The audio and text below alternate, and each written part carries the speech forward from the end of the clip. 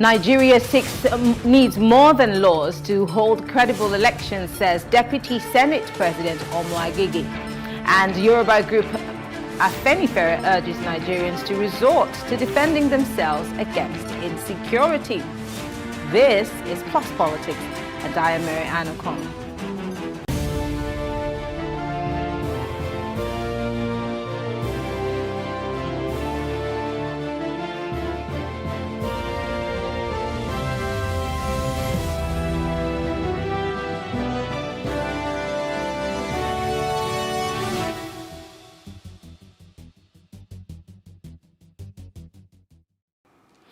The Deputy Senate President Omo Agege has said that the perfect law in itself cannot guarantee credible elections as long as other parts of the election process remains flawed. Joining us to discuss this is a legal practitioner, Jide Ologun, and social analyst Kevin Akoje. Thank you very much, gentlemen, for joining us. Thank you very much. Good evening. I want to start with you, Barrister Ologun, because Senator Omo Agege obviously is one of our lawmakers. He is the second in command, obviously, on the floor of the Senate. And we cannot talk about the electoral process if we do not talk about the electoral law, which is still facing some backlash. And there are certain things in that law that is still pending. And we remember what happened over the past month, back and forth on the PIB and the Electoral Act or bill, which is supposed to be law. But let's step back a bit. Senator Omo Agege is obviously looking at the fact that it's not just enough for us to have laws, but then there are other parts that we need to play to make sure that the whole electoral system in itself is workable. But do you buy into this narrative? Do you also agree with him that there are certain things we need to do other than the law? Absolutely. And I tie myself with his position because we need to push the law back to the very essence of law, which is the rule of law, which means law itself should prevail. And the rule of law is a principle by which all persons, institutions, and entities are accountable to laws that are publicly promulgated, equally enforced, and directed at regulating society towards national development. And if under the present laws we have not been able to achieve much, I doubt if by coming up with new laws or additional laws, we are likely to achieve more, in the sense that let's even put the amendment that is going on in the Electoral Act to test.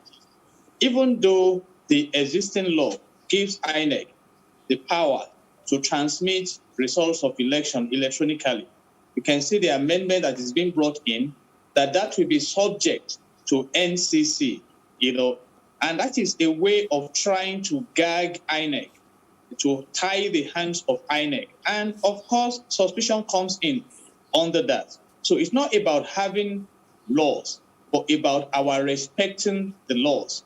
I have said it before that I particularly monitor the election of 2019, and almost all the electoral offenses were committed. As of today, how many have been prosecuted in respect of those crimes? How many have been convicted? I mean, if you don't prosecute, how do you convict? So I agree with him. And according to him, he's saying that except we have a sustainable electoral process that is established on adequate electioneering culture, I think I accept with that. And that is when we can have a credible, a fair, and an election we can present to the world as standing the test of democracy. So, and if that is coming from the second in command in the National Assembly, I think there is hope for this country. So what he needs to do further is to prevail on his colleagues in the other arms of government that, the rule of law is what can make us step up on the platform of practicing true democracy and delivering good governance to the people.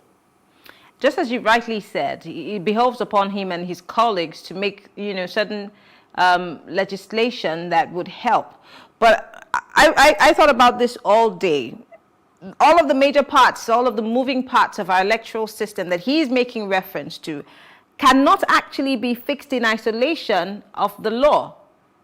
So if we do not have laws that are strong enough to be enforced, enforceable laws, I mean, whether people adhere to, or rather come together to try to make the electoral system work or not, those laws are what will be effective in the long run. So can you say that let's reform our electoral system without having laws that are stringent and are strong enough to hold people accountable? Pastor Logan, can you hear me? Yes, I've heard. You know, like I mentioned, and that is the absolute position in this matter. We have laws in the country. If we have complied with the laws we have, trying to enhance the capacity of these laws will be welcome. But we have not even respected the laws on that. For example, let me try and recite what we have in Section 15 of the Nigerian Constitution 1999 as amended. It says in subsection 1 that the motto of the Federal Republic of Nigeria shall be unity, faith, peace, and progress. Have we been able to deliver on that? The answer is no. And it further says that accordingly, the national integration shall be actively encouraged. And you can see how polarized the nation is now. In subsection 4, it says that the state shall foster a feeling of belonging and of involvement among the various people of the federation to the end that loyalty is first to the nation that overrides sectional loyalties. Can we claim to have achieved that? The answer is no. So it's not about having more laws. It's not about amending the existing laws. It's about allowing the law itself to have its way in the society. But what have we experienced? We have had some players who overrun the powers of the laws and they take laws into their hands. So what is the essence of focusing on the laws? Why don't you focus on the culture of respecting the laws of the land? And then if you look at Section 15, subsection 5 of the same constitution, it says that the state shall abolish all corrupt practices and abuse of power. And can we claim to have achieved that? The answer is no. So let's focus on what we have. If we cannot respect fully the laws we have now, having additional laws is not likely to make any difference. So the first thing that we should focus on is changing our culture to the rule of law. If we respect the rule of law, we will make progress. But if we continue to disrespect the rule of law, it doesn't matter, we may make laws that can fill the whole earth. They will be meaningless. Okay. Mr. Koje, this question, Koje, I beg your pardon, this question's for you.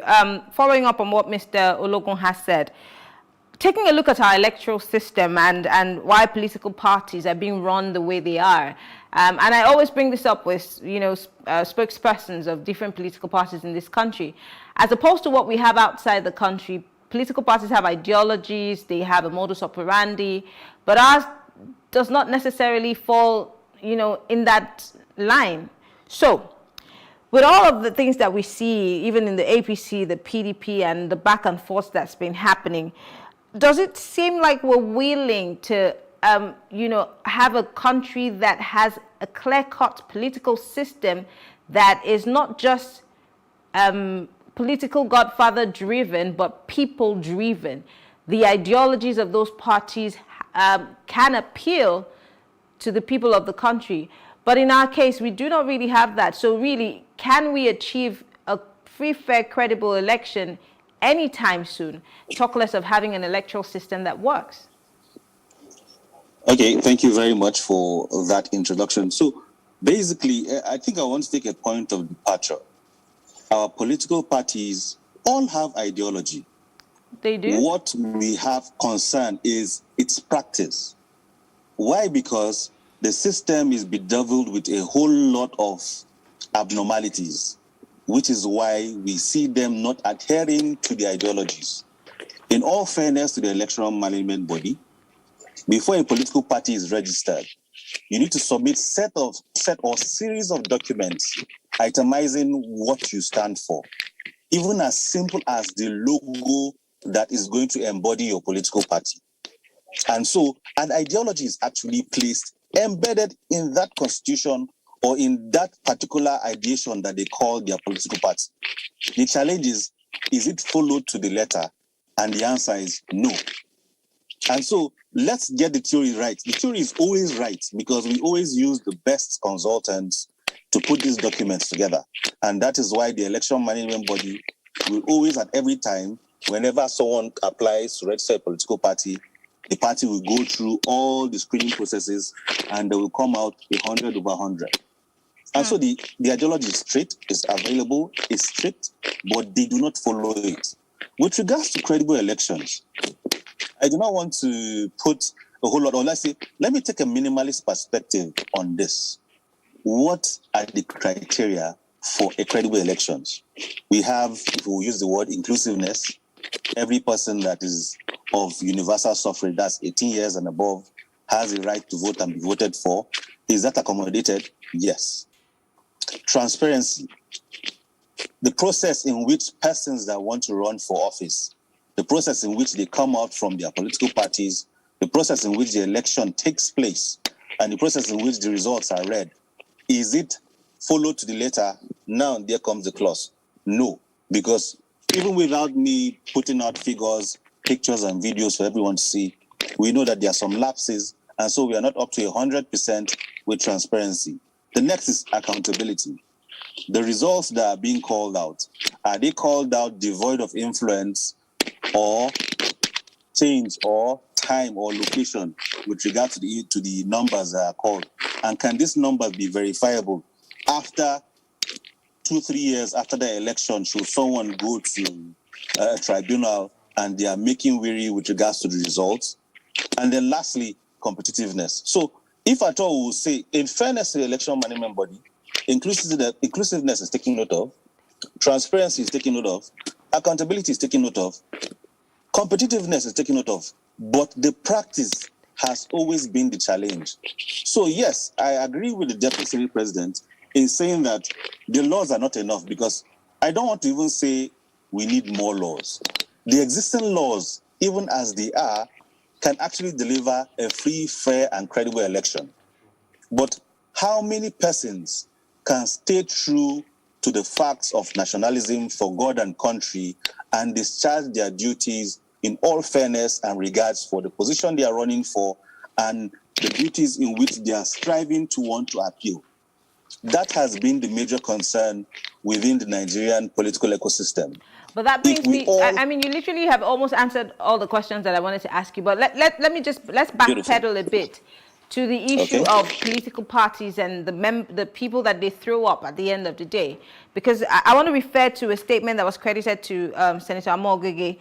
He said, I refer to how candidates emerge on political party platforms, campaign rallies and rules, general political actions towards fair, credible elections, and political participation by voters. So he obviously is a member of a political party, and he seems to be querying how these things are done. And you also pointed to some of those things, but let's talk about the modus operandi of these political parties and how Nigerians were very quick to say that, oh, we have two, either a lesser demon and a greater demon, so we go for the lesser demon. But what about our participation in how these people emerge at the end of the day? Again, in this part of the world, we call politics a dirty game. So even the people who seem to have the slightest idea or would be able to effect some changes never really are interested in joining political parties. So what kind of change do we want? What kind of miracle are we expecting if we're not part of the process in those political parties? Okay, let's take it from here. Personally, with regards to the anomalies that will come up with regards to persons that come out from a political party, the only person we need to hold responsible is the election management body. They, at every time in any party primaries or selection, are always present. And the idea of their presence is to ensure that a just process is followed through. But still yet we have anomalies such that we might have a certain political party having two primaries side by side. And unfortunately, in that same existence, we have members of the election management body present in both instances. So for this particular anomaly, we can only put the axe right on the election management body. they need to do a whole lot to ensure the sanity of that process. But the Because election management body comes in when the party is about to have its primaries. But I'm saying before the emergence of the person who becomes a flag bearer, there's internal party politics. And that internal party politics decides or determines who finally becomes that flag bearer. Now, I'm asking this question because of the issue of godfatherism and you know, who tells who selects who to become. I mean, remember in recent months, there were people who were saying when it came to local government elections in Lagos State, a lot of people were pointing to the leader of the APC that apparently he had a hand in who would run for office. And he came out to say, well, whoever is able to throw his hat into the ring should, you know, participate. So that's where I was going with this question. We're not part of the process, but then we're hoping that somebody who is good enough can run or be a party flag bearer. We only wait to get to the polls to say, oh, we want to have free, fair, and credible elections. So I ask the question again: how do we ensure that the process in itself is clean, thorough, and very transparent before we even get to the polls in itself? Okay, and a political party does not exist in isolation. The strength of a political party comes from her membership, the management, and the executive body. And so, if persons do not enter that particular political party and sanitize it, you'll be bedeviled with all the ills that will come out from the process that brings up the person that will represent them as the official flag bearer or candidate. And so, in fairness to the election management body in this part now, they do not have a role in that. They can be present and watch and observe, but they cannot take any action.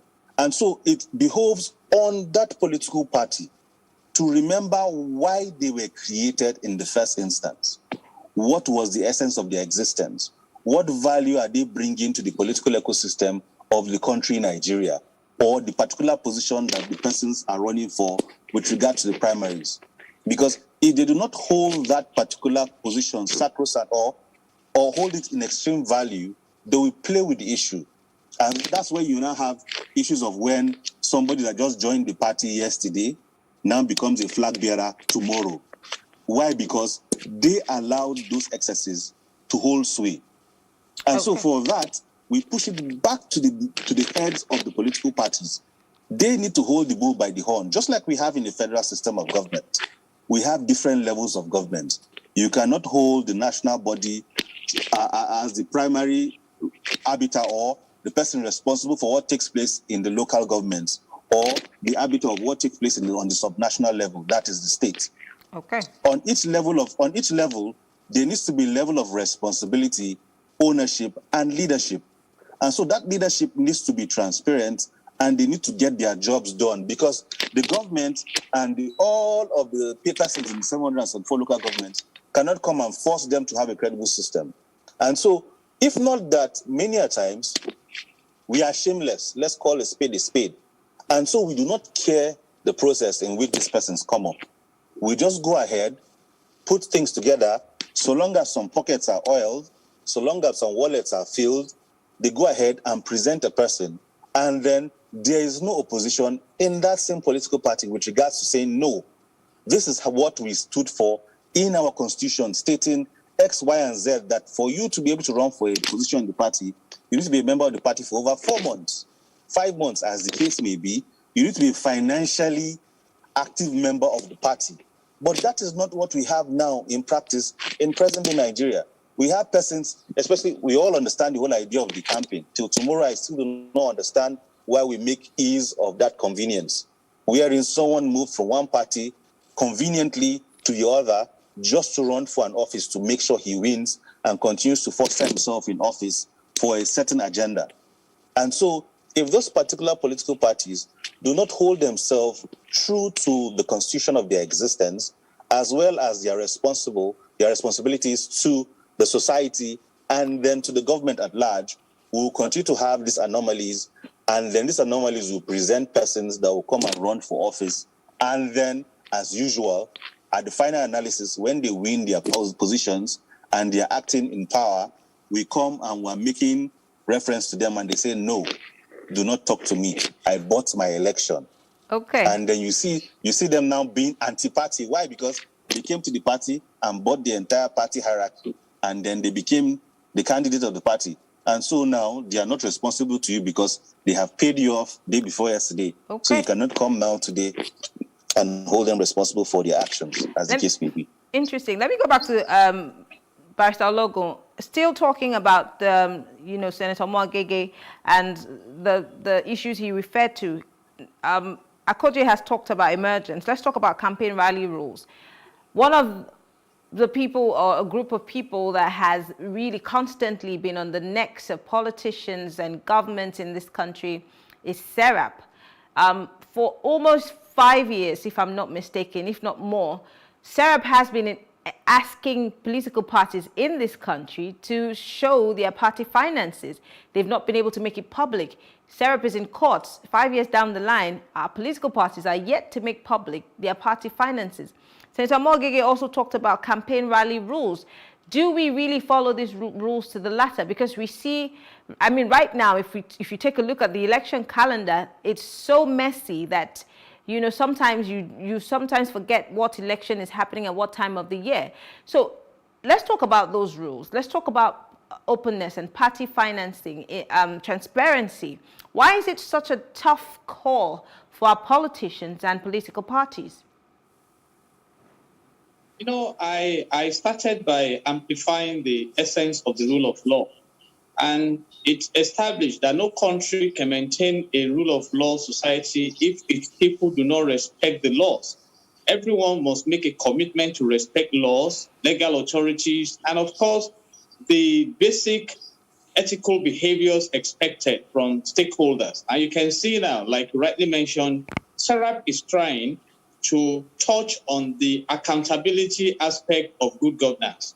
But the same authority that is driving the leadership process is not willing to cooperate with the process of justice. So what do you have? You just have a society that is being held in the neck by a group of persons who are benefited from the people by getting into offices. And that is the point we are making. In a true democracy, we have the upward revolving authority, which means authority belongs to the people. And they now pass it over to those who are elected to manage their affairs. But you and I know that in our beloved country, the moment they get into that office, most of them become untouchable. And it's as if they don't hear the electorate anymore, or they push the electorate to a corner until they start preparing for the next election. And that is in itself is a dangerous signal. We need a leadership that will subject herself to the accountability and to present their activities to the people, whether demanded or not. And if you look at the scenario of executive order, in the United States of America, executive order emanated from this expectation. When the president called on the key players in government that come, you have to come and present to the people your scorecards. But here, we keep begging for this, protesting and asking for responsible leadership, but we hardly find it. And that's why I agree that this is not a function of the laws we have. If you go by the laws we have in this country should be sanitized. But we just do not respect the laws. For example, you may ask, what are the basic principles of law? Generally speaking, we have the principle of natural justice. Everybody is equal under the law. Can we say the same? Can I claim to be equal with a strong politician when we all engage the laws of the land? And everyone's rights are important. You just make reference to one now. I have the right to know how much are you expending in your campaigns and everything. These things are documented. But if you request for it, what will happen? Look at what happened in this country recently. The acting chairman of EFCC was pushed out of office on the basis of some allegations. Where is it today? He's not being prosecuted. So if those allegations were strong enough to move him from office, do we end it there? Are we not reinforcing crime in the land? But you just find out that some personalities appear to be above the law. And everybody has the right to fair treatment. Look at the reference my wonderful colleague made to the primaries. You just find situations where you claim to be engaging in primaries to produce candidates, and some powerful whigs just come around, impose candidates on people, and we call that democracy. And that's one of the issues that is bothering Omo Agege now, that we need to look at the whole value chain of our electoral processes and be able to present to the world, if not a perfectly credible electoral processes, but at least something that is enhanced. And if we cannot achieve that, then why are we going about making more laws? And these are the positions some of us have, looked at to agree with him, And when we say procedures must be fair, it must be fair, unbiased, relevant, and appropriate process to produce good governance. But if you go to the boardroom and try to do what we call returns on investment, look at how much you have invested in the electoral processes in terms of finance and time. Have we gotten value? We claim that our society is getting better. What has happened to the primary purpose of government? In Section 14, subsection 2 of the Nigerian Constitution 1999 as amended, it says that the security and the welfare of the people shall be the primary purpose of government. As of today, the unemployment rate in Nigeria is 33%. As of today, the total indebtedness of my great nation is about 33.11 trillion naira, as against 12.12 trillion naira in 2015. You see, and we can go on and on. Look at the killings all around, the bandits, the unknown government, the terrorism in the land. So when you look at all this, you must be interested in driving an advocacy that let's change our culture, let's change our attitude, let's change our mindset to governance. And when we lay that solid foundation, we can now begin to empower and expand the cost of the laws we have. Right now, my argument, and I own it, is that we have enough laws to make things work in this country. And if some are in doubt, I'm appealing to our great audience this evening, please create time to study Section 14, Section 17 of the Nigerian Constitution 1999 as amended. You'll be amazed at the provisions that are there. And I have always argued that if the provisions in this chapter 2 are implemented up to 60%, Nigeria will be the third richest country in the world. And that is my position. So it's not about the law. Right. It's about allowing the prevalence of the laws and complying with the laws, subjecting ourselves to the laws, and ensuring that the laws are effective. When you have ineffective laws, it's as bad as you don't have laws at all. Okay. Finally, let me come back to you, Mr. Koje. Voter education. We all know that there's been this continuous voter registration online, and some people have to still go in person. And we still see that a lot of people are not as open to these registrations. People are not taking it as serious as they should. And let's not forget, in 2015, in 2019, I beg your pardon, we saw a drop in the number of people who registered to vote. In fact, the number of people who registered were more than the number of people who showed up at the polling units to vote. And then, of course, again, if you look at what happened here in Lagos State during the local government elections, I like to make reference to it. There was, barely anybody at the polling units. So do we wait till it's close to election season, then we see the NOA with the little impress they're given, try to do what they call voter education? What do we need to do? Because we keep talking about free, fair, credible elections, but then we keep failing to address these teething problems, such as people not even being interested in the electoral process in itself, and maybe because they do not agree with the fact that it can be credible and free. Okay, so if I may just engage in some form of definition, what you just mentioned in simple form is voter apathy. And it refers, if I may read, lack of interest in participating in elections by a certain group of voters. You cannot force someone to engage in the electoral process. That is one, because it's their right to vote or be voted for. Yeah, it is their right. I'm sorry to talk over you. It is their right, but what gives you the right to try to ask for good governance if you do not engage in the electoral process or in the picking process? Not voting is also making a choice of sorts. So why complain at the end of the day? And we see a lot of that coming from Nigerians. Then you go down to the ingredients of voter apathy. What will make me feel that if I cast my vote, it doesn't make a voice? If the ecosystem in question has no credibility, I won't waste my time. Let me use that adjective. Remember, our voting process is bedeviled with insanity. You need to actually take your bath and prepare yourself to waste a whole day. Take note of the adjective waste, to make sure that your vote is casted. And then mandate protection, which is what we do now in 2021, because we have gone past the idea of voting. Because right now in Nigeria, the idea of mandate protection is even more sacrosanct than even voting. Because it's not enough to vote and you go home. Because right now we have instances where you vote, go home, and the next thing you will find out is that the election in your particular ward has been cancelled. Why? Because thugs came and carted away with the election, with the ballot box. Or a case where whatever natural circumstances happened in the space of 2 minutes and all the ballots were missing. Or a case where the person that is supposed to declare the votes of the ballot of that particular ward is put under duress. And so with all of these things existing in an ecosystem, persons will always cast aspersions to their roles in that particular election. And this particular option is down to the government in question. If basic needs are not made available, if all I'm thinking of is working my life out 9 to 9, and then I come home to rest, and on Saturday, which is the only day that I'm supposed to rest, there is an election.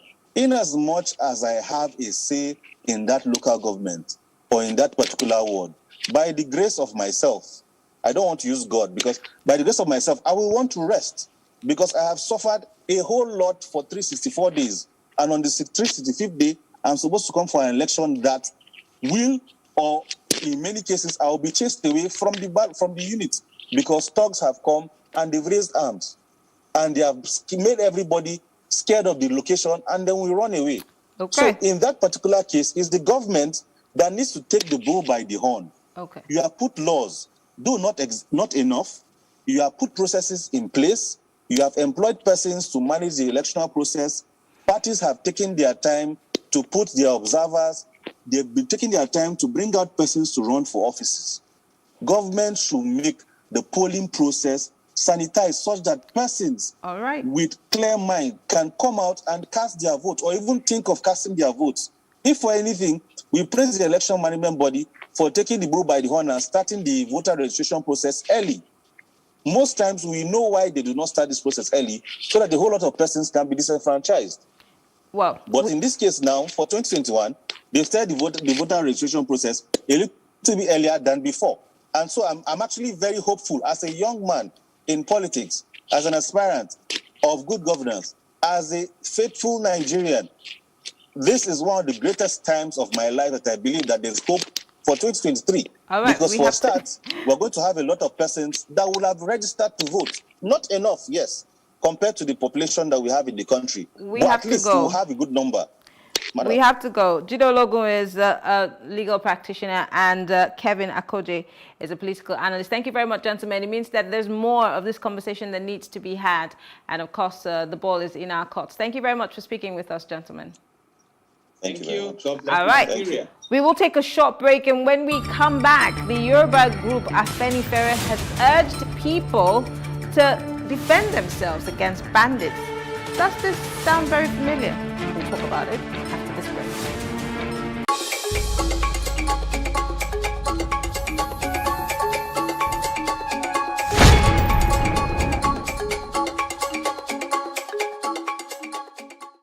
Hello and welcome. It's Nimasa This Week, the voice of maritime.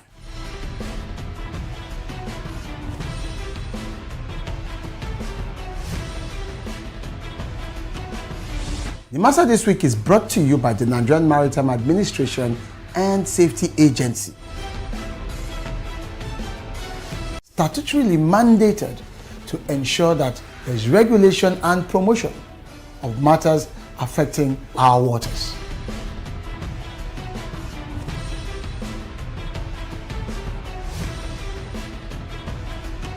NIMASA bears responsibility for search and rescue, shipping development, and ship registration.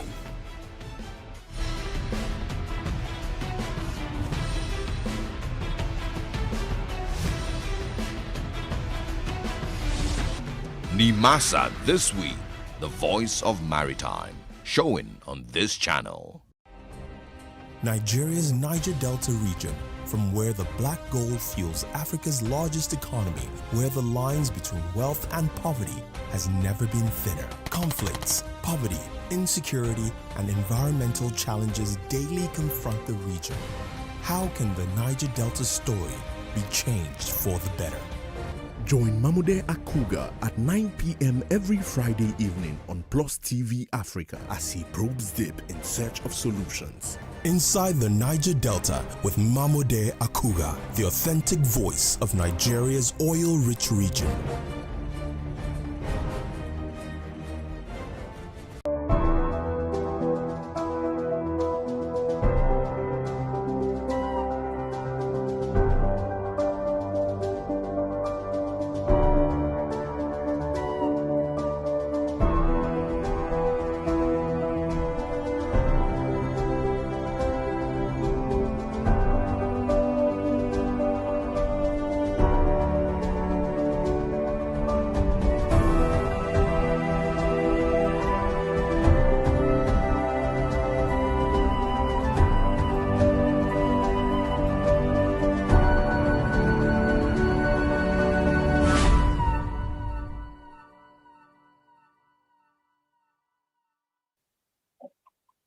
Is it the responsibility of the military alone? It's the responsibility of everybody to keep alert and find safety when necessary. But we shouldn't be cowards. At times, the banditry will only come with about 3 rounds of ammunition. When they fire shot, everybody runs. In our younger days, we stand to fight any aggression coming to us. I don't know why people are running away from mano, thing like that. They should stand and let these people know that even the villagers, they have the competence and capability to defend themselves. But our own duty is to ensure no Nigerian is hurt and we're capable of protecting the integrity of this nation. And we will continue to do it. Well, that was the defense minister months ago. But now, the pan-Yoruba social political organization Afenifere has urged Nigerians to defend themselves against bandits, warning that Nigeria is fast moving into the precipice. Afenifere also expressed worry over the worsening security situation in the country, noting that it is threatening the corporate existence of the country. Now, joining us to discuss this is Head of Research at the Act for Positive Transformation Initiative, Kolawole Johnson. It's good to have you join us, Mr. Johnson. Thank you. Good evening. Thank you for joining us. It's interesting that we're beginning to hear this more from leaders, and not just normal leaders of thought, our political leaders. A few weeks ago, the governor of Katsina State had also come up to say that the people in his state should, resort to self-help. And months earlier, we had the defense minister also saying that we can, we should not be cowards, that we can actually defend ourselves against these bandits. And here we are today. The Afenifere is also calling on Nigerians to resort to self-help. What does this really mean if everybody seems to be saying the same thing? Are we really failing to win the war against terrorism in Nigeria? Please come again with the last, the real question you asked. So I'm asking, with all of these calls for us to resort to self-help, is this a pointer that we've failed to win the war against terrorism? Well, you won't, it'll be wrong to say that we have failed, but perhaps we can rightly put it that we are failing. Until you have the final closure in the defeat, you may not be able to say that we have failed. However, with the pointers, with the indicators, clearly shows that we are not winning the war, that we need to do more. We need to come up with strategies. We need to act decisively. Unfortunately, let me take you back history lane and to clearly let you know that we didn't get here by accident. We arrived at this deadly spot we are now, at this precipice, simply because we didn't do the right thing at the right time. My job trains me to be able to extrapolate and look into some few years to come and be able to make some forecast based on present circumstances and situations. So 4 years ago, 2016, I remember June 12th, on a national program to mark the day, I was among the panelists, and I clearly told Nigerians that within the next 4 years, we may be entering into some very dangerous zone for us as a country. We may be having situations that may consume the country if the country fails to act at that time. Now, you would understand the fact that when you do not decisively deal with issues that are not dealt with decisively in good time would always dovetail to crisis. And when you have crisis situations in your hands, you can't have a foolproof solution. Every solution on the table will have some consequences and some adverse effect. And now you need the balls as a leader at such time to take hard decisions, knowing well that leadership, providing leadership at critical times is not, it's not a popularity contest. It's a contest to do the right thing. Now, I remember those days in Lagos when Fashola just became the governor. Now, he took some decisive steps, and I remember that everybody, practically everywhere, he was being booed. Some were even cursing him. But go down memory lane, 2 years into that administration, he started earning accolades practically from across the country. Now, what does that tell you? You can take decisive decision at the right time, even if it is not popular. But later, the people will come to see that you took the decision for the good of the larger majority. So if I understand you, I'm sorry to. Okay. Let me land on this thought, please. Clearly, you will see that this government failed to take the right decision at the right time. So it is the inaction of the government that brought us to this point. And I cite for you two instances. The first, when we started having killer herders invading farms and killing farmers unnecessarily, destroying their produce. Rather than having an action from the government, you can see a ton of support for these herders.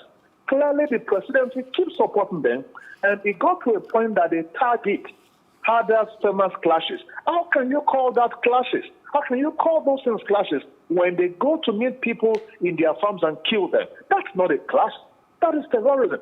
Now, again, we have these guys infiltrating into communities and burning down communities, killing people, taking over some communities. You know what the government said? They called them bandits.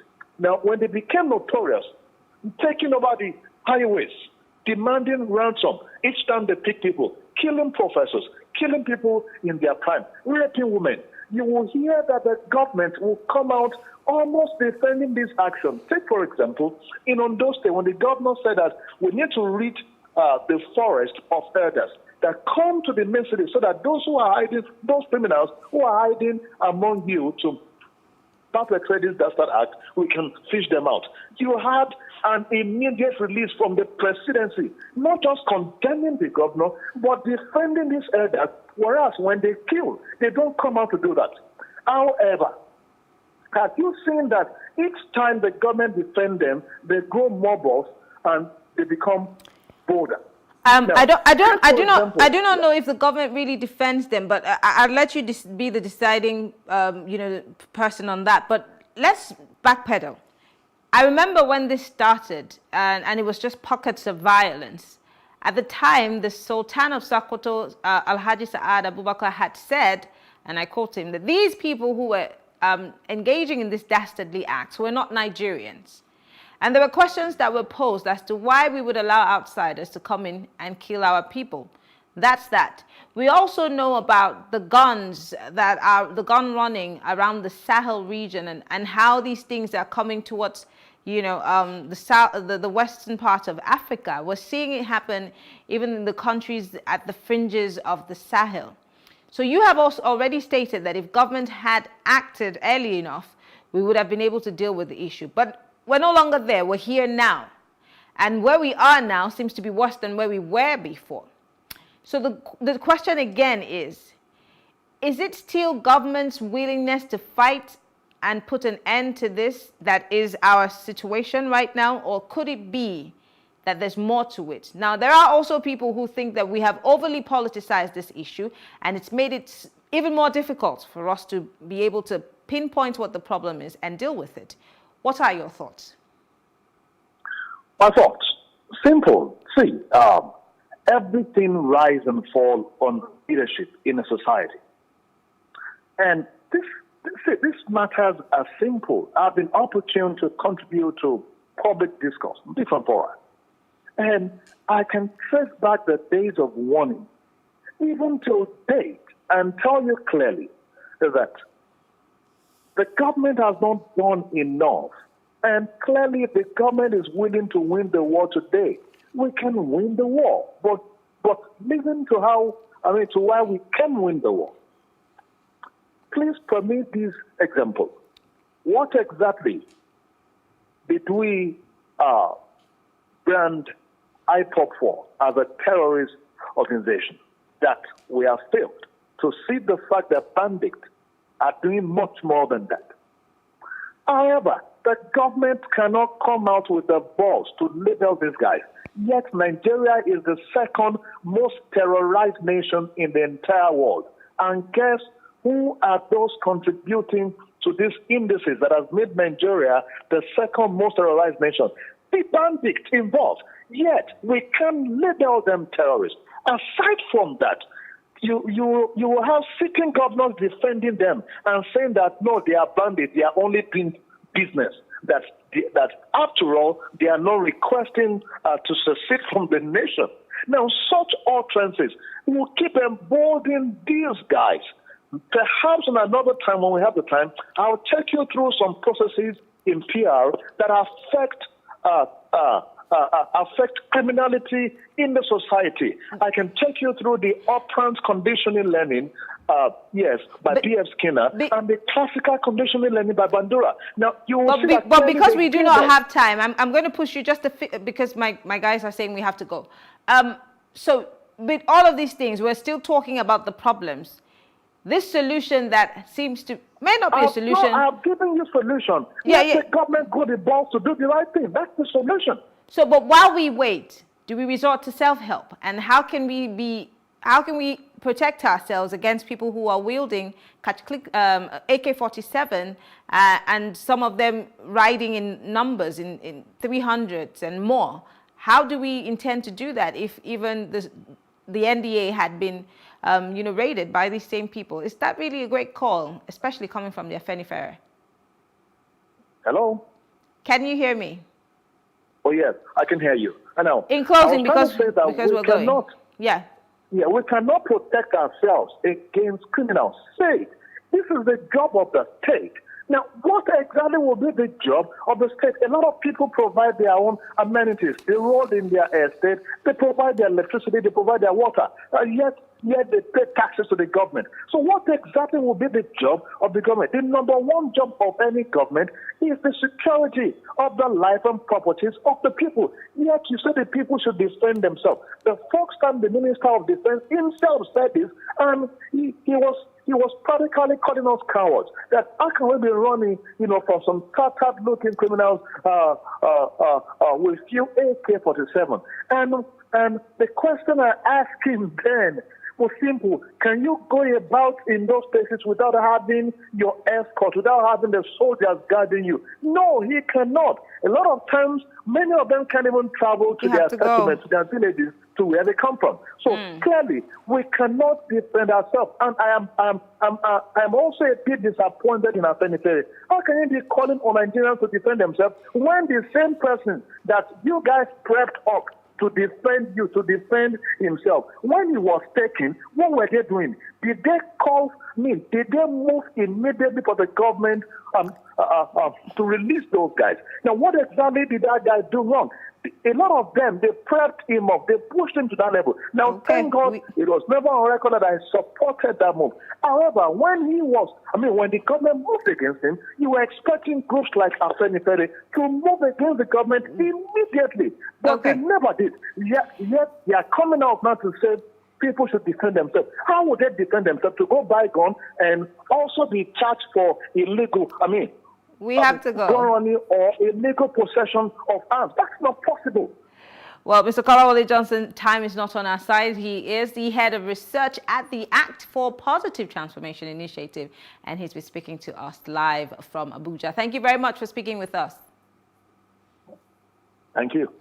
All right, thank you all for staying with us. We'll take a quick break and bring you a report on what Nigerians or how they feel about credible elections.